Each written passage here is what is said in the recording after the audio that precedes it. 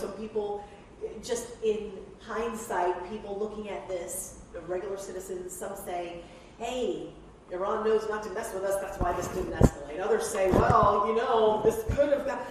How close do you feel we actually came to war with Iran? Well, I don't think we came very close, honestly. I mean, we've been having dialogue behind the scenes and through third parties for years, and certainly over the last few months. You know, since they took out the British ship and they did some other things, shot our drone down, we've been doing a lot of talk behind the scenes at a very high level. So we knew there was going to be some pushback. We didn't know to what degree it would be, but I don't think it was nearly escalating to a bit open warfare at this point. Okay, and I do know that Iran targeted those 2 military bases in Iraq. Let me make sure I get the names right. Al-Assad, right, and Erbil. As well as Erbil. Did that have significance? Because they could have struck anywhere. Why these 2, and what did that say? Those are 2 of the larger bases that we have in the area there, and that's where most of our soldiers and other armed forces are located in there. And so the possibility of randomly killing some of those soldiers was a little bit higher there. Although it's pretty sprawling, so clearly they missed, luckily. And I know that President Trump visited there as his first visit overseas to visit troops. That was his first stop, was Al-Assad, right.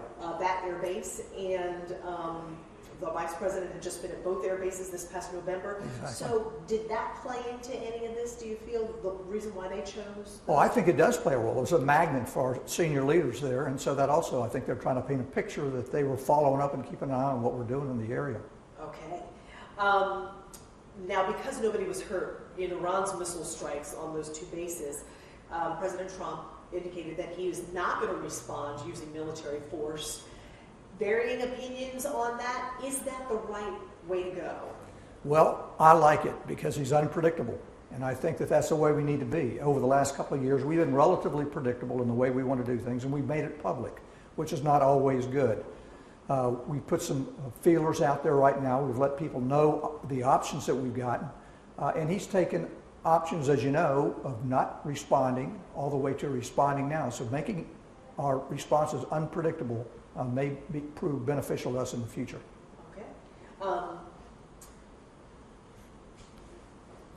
Now, instead of showing any kind of military response, in response to the 2 airstrikes, the president said that he was going to issue even tougher sanctions. Wondering if you think that this is going to work until Iran changes its behavior with the words that he used. Do we really expect that to happen? Is this going to work? I'm very skeptical, to be honest with you. I mean, I understand what he's trying to do, and I support it, and I hope it works. But the bottom line is that that leadership over there just wants to remain in power by all means possible. And they don't really care what happens to their citizens. In fact, turning outwardly into skirmishes with the United States kind of takes the pressure off them and the people who coalesce behind their leadership. And so it's a way to ease the sanctions, if you will, that the citizenship, the populace, won't be sort of dramatically opposed to them because they're not getting the goods and services that they would normally expect. Okay. Also, when speaking today, President Trump reiterated his promise that Iran will never be allowed to have nuclear weapons. You know, Iran said, though, that after their leader was killed, the military leader was killed, that they were not going to comply with any of those 2015 nuclear agreement, the limits that were placed on them. Is this something that, do you feel, is going to not happen? Do you know what I mean? So is Iran going to continue and ignore the 2015 agreement? Or, you know, do they scoff at President Trump saying there's no way they're going to ever have nuclear?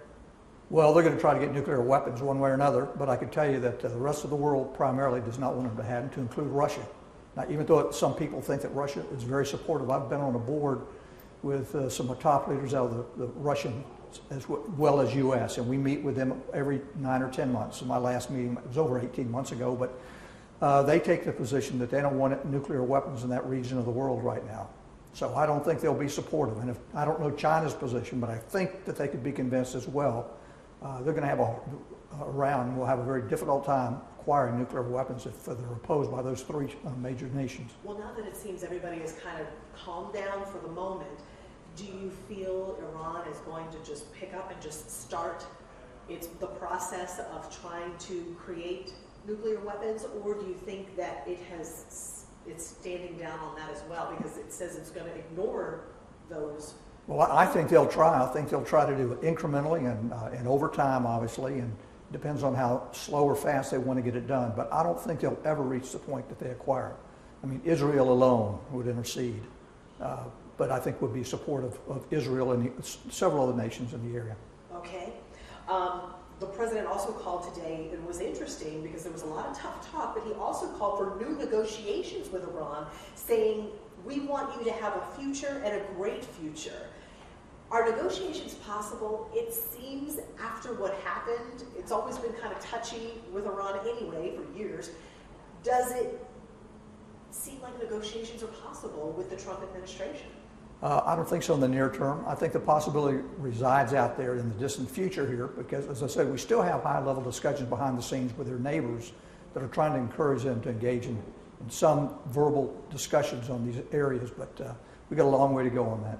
I was going to say, do you think because of what happened that is affecting the possibility of any kind of talks, or whether or not the back and forth that recently happened in the last week, whether or not that happened, would it have changed where we are in the negotiating talks process with Iran? Well, it's a bump in the road for sure because Iran does not want to look weak in any way, shape, or form, and that's why they responded here in the last 24 hours. And so talking about putting discussions on the table now is a bit premature, I think. Okay. This was also interesting that came out from today. So after the president spoke, Iran's supreme leader, the Ayatollah Ali Khamenei, called for America to leave the region. That's what people have been saying since, especially this last week, series of events have happened. You know, get out of our area, leave the region. Is that a possibility? Is there a possibility President Trump could pull military forces, U.S. military forces, out of the Middle East? I don't think so. And I think that you've heard him also reach out to NATO countries to be engaged as well. And I think he wants to be a part of that in a larger effort. I don't think he wants to expand our military footprint in the Mideast, but I don't think he's going to stand down in the near term. And why do you think that? It's just too volatile an area, and we've got too many interests there. I mean, we've got in the oil fields for Saudi, although they're not, we don't depend on them anymore, but Europe certainly does, and that might encourage NATO to get involved. Okay, all right. And I don't know how comfortable you feel with talking about the re-election or anything like that, because that was one of the questions I had in there about you know, the order to kill General Soleimani, the escalation of the tensions in the Middle East. Wondering, you know, I know that you're an expert in leadership, and do you feel that this is going to have an effect on everything that's playing here domestically, just the ball that's rolling toward the elections? I think it may very well get involved in this, in the elections as well. Soleimani was a really bad guy. I wish he'd been taken out years ago. Very charismatic. I'm not sure anybody can step into his shoes right away. So it's going to be disruptive for the Iranians. And I think it'll play into the elections if any more incidents come to the flourishing of all of this right now. If this is the only incident between now and November, I'm not sure it'll play a large role. Okay. And I was going to ask you, totally different approaches. The Obama administration handled Soleimani a totally different way. Soleimani was brought to the White House, and there was talks going on with him. President Trump, obviously, total opposite reaction and handling the situation. Is one right and the other not? What are your feelings, just knowing the region, and was this the right move for America? Well, I think it was. I think that Obama was doing a very similar thing that Bush 43 did, and I think that was the right way to go. And now that Iran made several attacks against us and neighboring nations around there, a different reaction, unpredictable reaction was the right way. So I wouldn't say any of the presidents were right or wrong. I think chronologically we've done it about the right way.